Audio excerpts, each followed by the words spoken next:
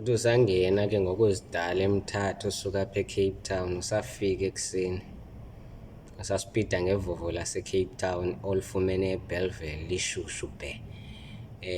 Uthi usagqitha kwenye ezigaraji eziphaa eMthatha uthi qinga uta-Andy atsho ngalaa voice yakhe, yekubeva yekabani legwam.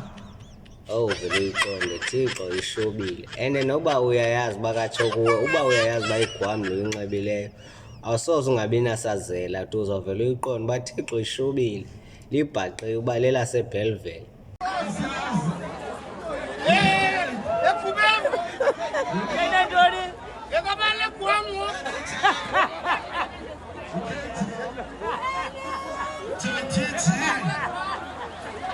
Black one,